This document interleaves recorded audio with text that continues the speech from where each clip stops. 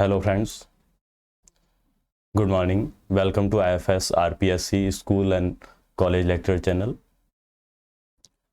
आज हम डिस्कस करने वाले हैं RPSC school lecture first grade 1 के लिए मिनिमम एलिजिबिलिटी क्राइटेरिया क्या होना चाहिए उसके बारे में। मिनिमम एलिजिबिलिटी क्राइटेरिया को हम 3 पिलर्स में डिवाइड करके देखेंगे। फर्स्ट, मिनिमम एजुकेशनल क्वालिफिकेशंस क्या होनी चाहिए आपके पास, एंड सेकंड, एज लिमिट क्या होनी चाहिए, और फिर एज लिमिट के बाद देखेंगे कि अगर कोई और भी क्वालिफिकेशंस मांग रहा है RPSC तो वो क्या क्वालिफिकेशंस आपके पास होनी चाहिए। तो मिनिमम एजुकेशनल क्वालिफिकेशंस के अंदर आप देखेंगे B.Ed प्लस MSc आपके पास मिनिमम होनी चाहिए।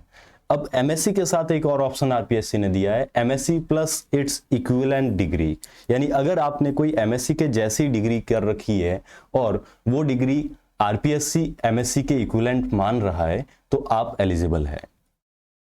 अब फ्रिक्वेंटली आस्क्ड क्वेश्चंस में देखेंगे कि इससे रिलेटेड और क्या क्या आपकी क्वेरीज हो सकती है। तो आर MSc और B.Ed final year students eligible?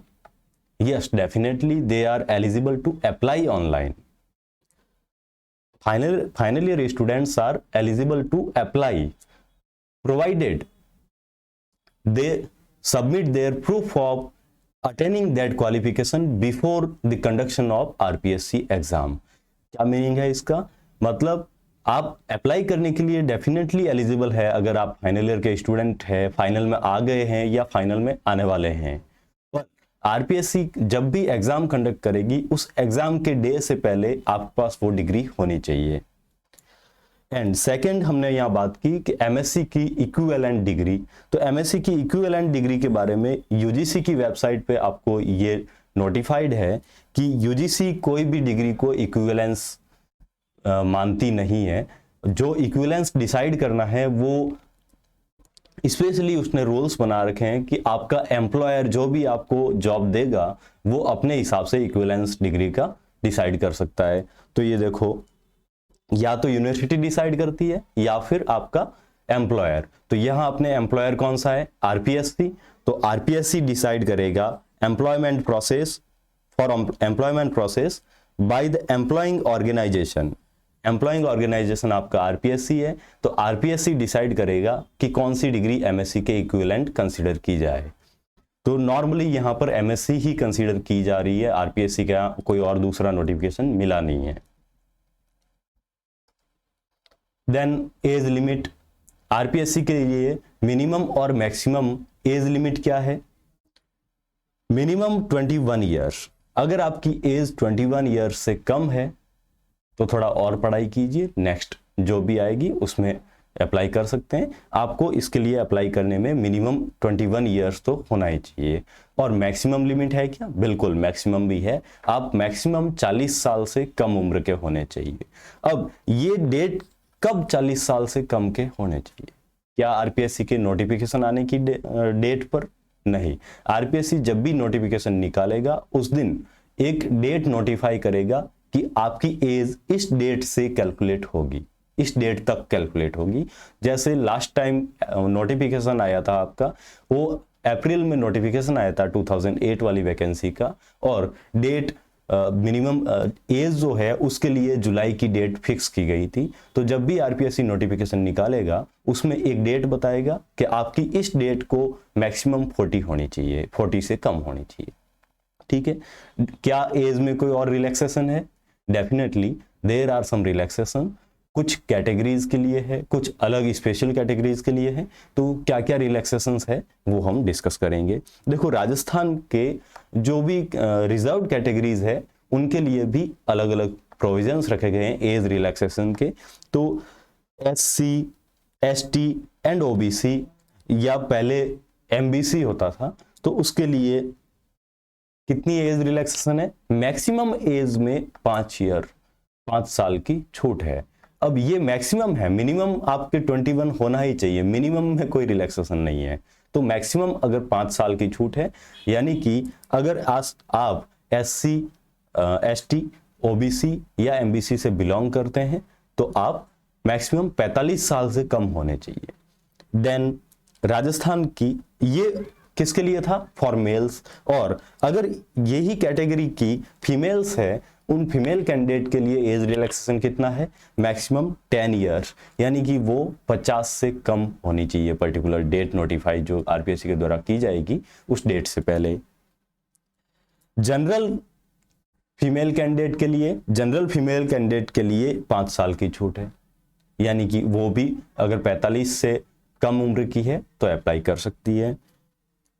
और देखिए एक 4th नंबर और है, विडो एंड डिवोर्सी।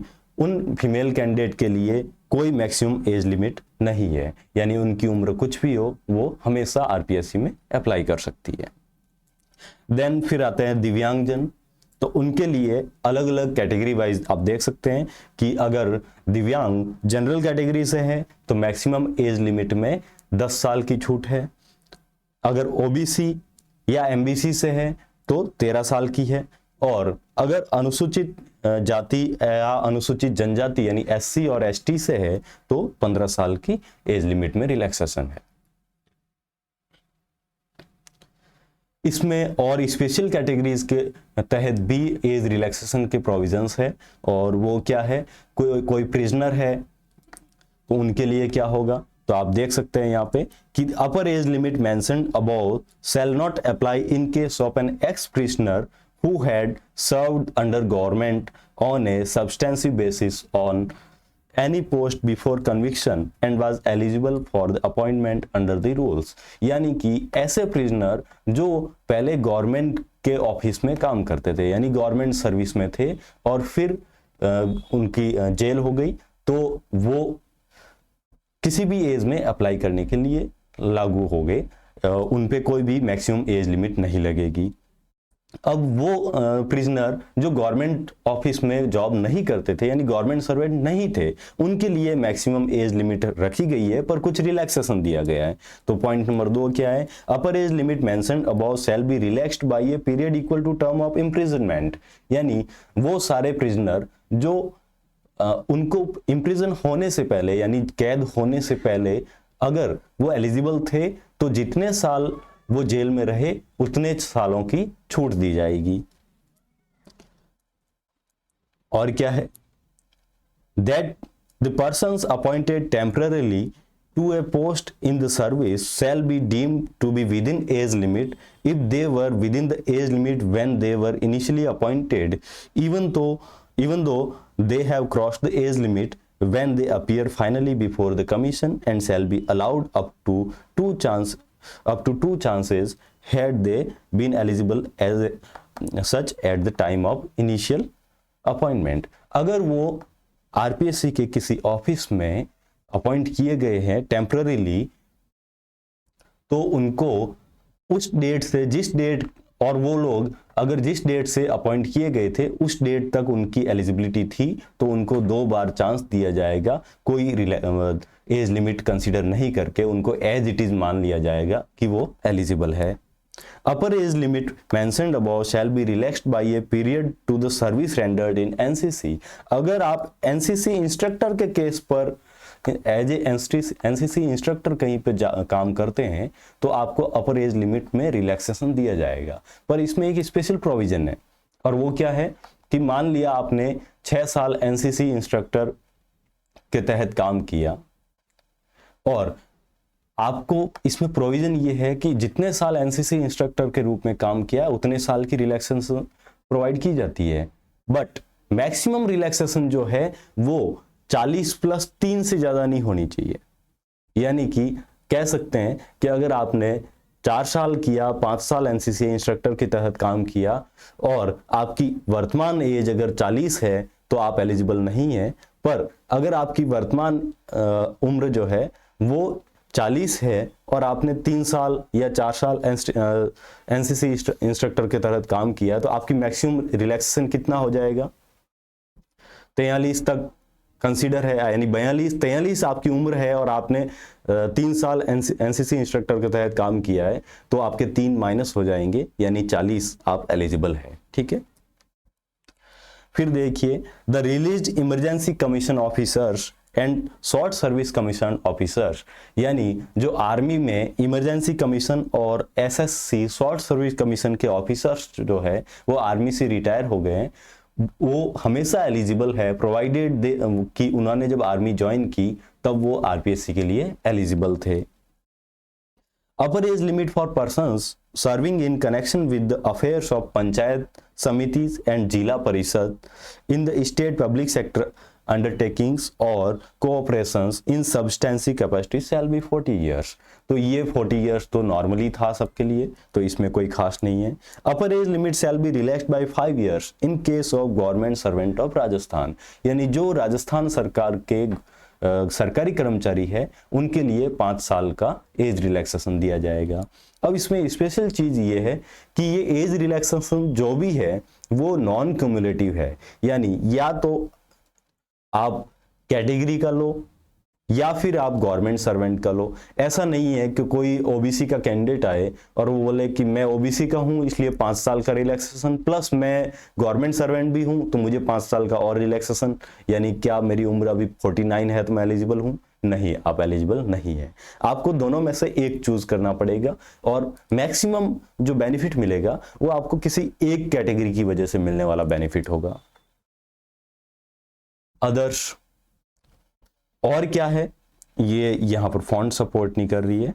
ये है कि आपको हिंदी देवनागरी लिपि आनी चाहिए, हिंदी देवनागरी लिपि का व्यवहारिक ज्ञान होना चाहिए और आपको राजस्थान संस्कृति का भी ज्ञान होना चाहिए, राजस्थानी संस्कृति आनी चाहिए और हिंदी देवनागरी लिपि आनी चाहिए। अब लास्ट एक इंक्वायरी रहती है वो है क्या मैं किसी 2 पोस्ट के लिए अप्लाई कर सकता हूं? 2 पोस्ट का क्या मीनिंग हुआ कि can I apply for more than 2 subjects? हाँ, आप एलिजिबल है अगर आपके पास बीएड प्लस 2 सब्जेक्ट में एमएससी है, यानी आपने एमएससी फिजिक्स में कर लिया और फिर एमएससी केमिस्ट्री में भी किया हुआ है या एमएससी मैथ्स में भी किया हुआ है, तो आप दोनों पर अप्लाई कर सकते हैं। कंडीशन क्या है? Condition is need to apply separately, आपको दोनों के लिए अलग अलग एप्लीकेशन फॉर्म अप्लाई करना पड़ेगा। और दूसरा कि जब आपने फर्स्ट अप्लाई कर दिया, सपोज आपने फर्स्ट फिजिक्स अप्लाई किया है, उसके बाद आप चाहते हैं कि मैं केमिस्ट्री में भी अप्लाई करूं, तो आपको केमिस्ट्री का एप्लीकेशन फॉर्म फिल करते टाइम वहां पर फिजिक्स का मेंशन करना पड़ेगा कि मैंने फिजिक्स में अप्लाई किया है और मेरा एप्लीकेशन आईडी ये है, सारी डिटेल्स देनी पड़ेगी। इस केस में क्या होता है, आरपीएससी हो सकता है कि आपका जो जनरल पेपर होता है वो कॉमन करवा दे। अगर आपने ऐसा नहीं किया है, दूसरा अप्लाई करते टाइम फर्स्ट की इंफॉर्मेशन नहीं दी है, तो जो सेकेंड आपने एप्लीकेशन फॉर्म भरा है वो ऑटोमेटिकली रिजेक्ट हो जाएगा। ठीक है, अब है हमारे RPSC special first grade course के बारे में डिटेल्स कि हमारा आरपीएससी स्पेशल फर्स्ट ग्रेड का कोर्स जो है वो स्टार्ट हो रहा है 8 नवंबर 2021 से। ये ऑनलाइन एक्सक्लूसिव कोर्स होगा और इंटरेक्टिव क्लासेज होगी, आपके साथ लाइव डिस्कशन होगा, टीचर्स आपको लाइव इंटरेक्शन मोड में पढ़ाएंगे। ठीक है, तो आप इसके बारे में और ज़्यादा जानकारी के लिए यहाँ पर दिए गए नंबर से कांटेक्ट कर सकते हैं। ये देखो यहाँ नंबर प्रोवाइडेड है, आपको शो नहीं हो रहा होगा, ये देखिए यहाँ कांटेक्ट नंबर प्रोवाइडेड है, तो आप और ज़्यादा डिटेल्स इसके बारे में ले सकते हैं। और हमारे IFS RPSC school and college lecturer channel को सब्सक्राइब कीजिए। हमारे साथ जुड़े रहने के लिए धन्यवाद। Thank you.